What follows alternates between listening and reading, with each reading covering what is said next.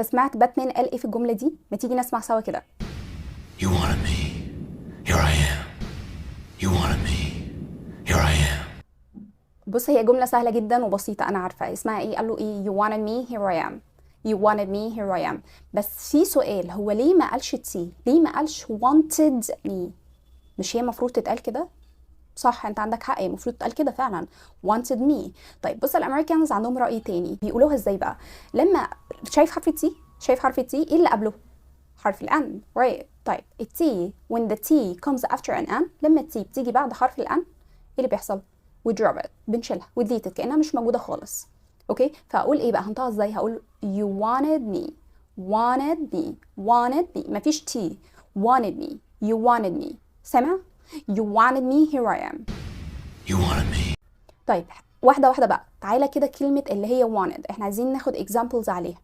عشان كده تلاقي الناس حواليك بيقولوا عليها interview، وبيقولوا عليها internet، وبيقولوا عليها international. التلاتة دول مشهورين جدا، فتلاقي الناس بتشيل حرف التي. تمام، تعالوا ناخد شوية examples تانيين. مثلا كلمة زي مثلا كلمة center.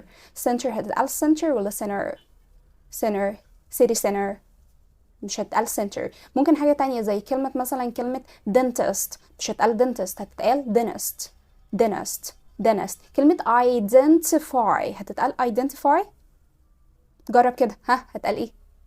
identify. perfect you're doing great. identify. طب و identification؟ ها identification identification perfect you're doing great. طب كلمة زي دي، الكلمة دي هتتنطق ازاي؟ printer هتقال printer ولا printer؟ printer printer. خلاص يبقى احنا عرفنا دلوقتي قصه التي امتى بتكون سايلنت وامتى مش بتتنطق.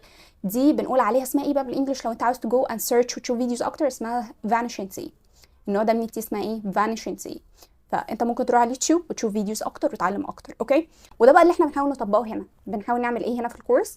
عندنا كورس اسمه سيمي برايفت، ده بيكون مكون من 3 ل 4 اشخاص عشان طبعا يكون في هدوء في الكلاس، يكون في مجال ووقت لكل حد من المتدربين ان هو يمارس الانجليش، يكون في وقت كويس ان انت تعمل براكتس، ما يكونش فيه زحمه. فبندي لكل حد التشانس بتاعته ان هو يتكلم ويعمل براكتس. ده نمبر 1. احنا هنا بقى في الكورس بنعمل ايه؟ بنحاول قدر الامكان ان احنا نطبق اللي احنا قلنا عليه ده بقى، الكونكتد سبيتش. ازاي ان انا ادمج الجمله كلها على بعضها. فبدل ما اقول you wanted me here I am، لا مش هتقال كده، هتقالي you wanted me here I am. اوكي، كأنها كلمة واحدة. ده اسمه connected speech او لينكن، وده اللي احنا بنحاول نطبقه في كورس الانجليش. لو مهتم انك تنضم لكورس الانجليش هتعمل ايه؟